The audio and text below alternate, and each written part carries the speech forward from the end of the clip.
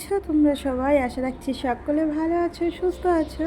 আমরাও বেশ আছি। আমি বর্ণি, আমার নতুন একটি ব্লগে তোমাদের সবাইকে স্বাগতম। এটা হলো রথযাত্রার দিন, মানে বৃহস্পতিবার বিকেলের কিছুটা অংশ। জানো তো, আমি কিছু হোক না হোক, যতই ঝড় বৃষ্টি হোক না কেন, আমার ছোট্টবেলার থেকে অভ্যাস রথের দিন রথের দড়ি ধরে একটু টানতে যেতেই হবে। তো প্রত্যেকের বছরেই যাই। এবছর আমরা তিনজনে একসঙ্গে গেছিলাম। আগের বছর আদির বাবা যেতে পারেনি, কিন্তু আমি আর আদি গেছিলাম। তো এবছর আমাদের সৌভাগ্য তিনজনেরই হয়েছে রথের দড়ি ধরে টানার। তো প্রচণ্ড ভিড় ছিল, তার সঙ্গে ছিল ঝমঝমিয়ে বৃষ্টি। তবুও কি আমরা তিনজনেই খুব সুন্দরভাবে রথের দড়ি ধরে রথ টেনেছি বা জগন্নাথ, বলদেব, সুভদ্রা মহারানীকে দর্শন করেছি। তো এই একটা দিনেই তো আমাদের প্রভু দেখা দিতে আসেন, আমাদেরকে দেখতে আসেন। তো আমাদের এই দিনে জগন্নাথ দর্শন করা ভীষণ মানে ভালো বলতে পারো। তো যাই হোক, আর তারপরে ভীষণ জোরে বৃষ্টি এসেছিলো। আমি আর ভিডিও কিছু করতে পারিনি। আর রথ টানার জন্য তো ভিডিও করার কথা মনেই ছিল না। তো জানোই তো, ওই ভিড়ে রথের দড়ি ধরে রথ টানা আর তার সঙ্গে ভিডিও করা অসম্ভব ব্যাপার। তো যাই হোক, আমি আর ভিডিও কিছু করিনি। আর আদির বাবা না, মানে ঠাকুরের জায়গায় গিয়ে বেশি ভিডিও করা বা এ করা একদমই পছন্দ করে না। আমি একবার বলেছিলাম, কিন্তু খুব রাগারাগি করেছিল যে রথ টানতে এসছো, রথ টানো, ভগবানকে এক মনে ডাকো, ভিডিও করার কোনো দরকার নেই। তো তবুও আমি জোর করে ওই অল্প কিছু রথ টেনে এসে রথ যখন দাঁড়িয়েছিল তখন কিছুটা ভিডিও ক্লিপ নিয়ে রেখেছিলাম। তো এটা হচ্ছে তার পরের দিন, মানে শুক্রবার সকালবেলা। তো সকালবেলা উঠে দেখো, আদি চলে গেছে স্কুলে আর ওর বাবা চলে গেছে কাজে। তো আমি এবার আমার কাজ গোছাতে লেগে গেছি। ঘরে যখন ওরা থাকে না, আমার কাজ খুব তাড়াতাড়ি হয়ে যায়। আর যখন ওরা ঘরে থাকে তখন আমার প্রত্যেকটা কাজেই লেট হয়ে যায়। তো মানে এই প্রত্যেকেরই বাড়ি, যখনই মানে ছেলে মানুষ থাকে তখনই কাজের একটু ব্যাঘাত ঘটে যায়। তো এখানে দেখো, ওরা তো সবাই কাজে বেরিয়ে গেছে আর আমিও আমার কাজে লেগে পড়েছি। তো আমি বিছানাটা আগে গুছিয়ে নিচ্ছি। আর আজ না রান্নাবান্না সকালবেলা কিছুই করিনি। তো আদির বাবা বললো ও হোটেলে খেয়ে নেবে, অনেকটা দূরে গেছে কাজে। তো তার জন্য এক মনে বসে বসে কাজ করছিলাম। তো এই যে আমার বিছানা গোছানো হয়ে গেছে। তো বিছানাটা গোছানো কমপ্লিট। আর জানো তো, আমি এই কদিন হলো না ভিডিও আপলোড করতে পারিনি, প্রায় 5 দিন হয়ে গেল।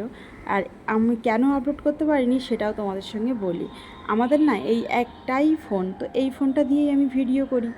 আর এই ফোনেই সমস্ত দরকারি কাজকর্ম সবই হয়। তো আদির বাবার খুব এমার্জেন্সি পড়ে গেছিলো, তো এই ফোনটা নিয়ে গেছিলো গ্রামের বাড়িতে। সে কারণে না আমি আর ভিডিও করতে পারিনি। তো যাই হোক, আবার ভিডিও দিতে শুরু করেছি, দেখি কতটা কি করতে পারি। তো তোমরা না একটু আমার পাশে থেকো। আর যারা ভিডিওটা দেখছো এখনও লাইক করোনি, একটা লাইক করে আমার মানে পাশে থেকে যেও। আর যারা আমার চ্যানেলটা এখনও সাবস্ক্রাইব করোনি তারা আমার চ্যানেলটা সাবস্ক্রাইব করে দিও, যাতে আমি ভিডিও ছাড়লে সবার আগে তোমাদের কাছে পৌঁছে যায়। তো এই যে দেখো, ওদিকে আমি কিন্তু কাজকর্ম সেরে নিয়েছিলাম। তো বিছানা গুছিয়ে নিলাম, ঘর দুয়ার ঝাড় দিয়ে নিয়ে থালা বাসন মেজে আমি এবার রান্না করতে লেগে গেছি। তো আজ রান্না করব ভোলা মাছ দিয়ে আলু দিয়ে ঝোল। তো ভোলা মাছ না হয় ঝাল কিংবা আলু দিয়ে তরকারি করলেই একমাত্র ভালো লাগে, তাছাড়া অন্য সবজিতে খুব একটা ভালো খাটে না ভোলা মাছ। তো এখানে দেখো, আমি আলুটা সুন্দর করে ভেজে নিয়েছিলাম আগে। তো আলু ভেজে নিয়ে তারপরে একটু গরম জল করে রেখেছিলাম, তো সেই গরম জলটাই আলুতে দিয়ে দিলাম, দিয়ে আর তরকারিটা করে নেব। এই গরম জল তরকারিতে দিলে না দেখবে তরকারির স্বাদটা একদমও অন্যরকম হয়ে যায়। তো সে কারণে আমি যখনই ভাত বসানোর জন্য জল গরম করি, তরকারির জন্য কিছুটা জল তুলে রাখি। তো আমি দেখো, আলুগুলো ভাজাতেই অনেকটা সেদ্ধ হয়ে গেছিলো। আর তারপরে আবার একটু গরম জল দিয়ে ফুটিয়ে নিয়েছি। নিয়ে এবার আমি তরকারিটা সম্বাদ দিয়ে নেব। তো জানি তো, কালকের মেলায় গেছিলাম। তো মেলায় গিয়ে না বেশি সময় থাকতে পারিনি, যেহেতু ছাতা নিয়ে যাইনি আর খুব জোরে বৃষ্টি এসেছিলো, সে কারণে তাড়াতাড়ি চলে এসেছিলাম। তো আজ ভাবছি একটু মেলায় যাব। তো দেখা যাক ওয়েদার কি বলে। জানোই তো, রথের মেলা মানে বৃষ্টি, আর রথের মেলার স্পেশাল হলো পাঁপড় ভাজা আর জিলেপি। তো কাল না আমাদের কিছুই খাওয়া হয়নি, আমরা শুধু ফুচকা খেয়েই বাড়ি চলে এসেছিলাম। আর বাড়িতে এসে পাঁপড় ভেজেছিলাম।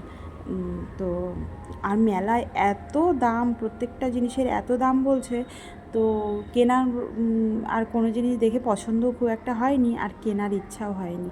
তো যেই জিনিসটা 100 টাকার জিনিস, সে জিনিসটা 150 টাকা এরকম দাম বলছিল। তো যাই হোক, মেলা চলবে 1 মাস ধরে। আর এই মেলাটা হচ্ছে না, আমরা যেখানে থাকি একদমই পাশে, মানে আমাদের ঘর থেকে বেরিয়েই সামনে মেলা হচ্ছে।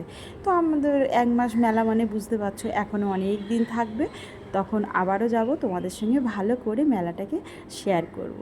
তো এই যে দেখো, তোমাদের সঙ্গে গল্প করতে করতে আমার কিন্তু তরকারিটা সম্বাদ দেবো, তার জন্য মশলা কষিয়ে নিয়েছি, নিয়ে আর এই যে তরকারিটা সম্বাদ দিয়ে নিচ্ছি। তো তোমরা ভোলা মাছের তরকারি কে কীভাবে রান্না করো অবশ্যই কমেন্ট করে জানিও। তো এই যে দেখো, আমার তরকারি কিন্তু মানে আপাতত কমপ্লিট হয়নি, একটু বাকি আছে। তো এই যে ফুটে উঠেছে, আমি ঝোলে মাছগুলো দিয়ে দিচ্ছি, দিয়ে এবার মশলা দিয়ে খানিক সময় ফুটিয়ে নেব, নিয়ে তারপরে নামিয়ে নেব। আর আজ না অনেক কিছুই মানে ভিডিও ক্লিপ নিতে পারিনি, কেন বলো তো, বৃষ্টি হচ্ছে, আর বাইরে ফোনের স্ট্যান্ড রেখে ভিডিও করা একদমই সম্ভব না, আমার স্ট্যান্ডটাও ভালো না, আর তার থেকে আমাদের এখানে বাইরে স্ট্যান্ড রেখে ভিডিও করা অনেকটাই সমস্যার ব্যাপার। তো অনেক কিছু চাইলেও তোমাদের সঙ্গে শেয়ার করতে পারি না আমি। তো যতটুকু পারি তোমরা একটু কষ্ট করে দেখে নিও। জানি একঘেয়েমি হয়ে যায় ভিডিওগুলো, কিন্তু কি করব বলো, আমার যেমন পরিস্থিতি সেভাবেই তোমাদের সামনে আমি ভিডিও উপস্থাপনা করি। তো যাই হোক, হয়তো অনেক মানে ভালো কিছু দেখাতে পারি না, তো যতটুকু যা দেখাতে পারি সেটুকুই তোমরা একটু দেখে নিও। তো তারপরে দেখো, আমার রান্নাবান্না কমপ্লিট, স্নান সেরে চলে এসেছিলাম ঠাকুর ঘরে। এসে আমার গোপাল সোনাকে স্নান করিয়ে এই যে দুপুরবেলার পুজোটা দিয়ে নিয়েছি। আর আমার দুপুরবেলা পুজো দিয়ে আমার মনটা পুরো শান্তি। তো আজ এখানেই রাখি, আবার পরে দেখা হচ্ছে।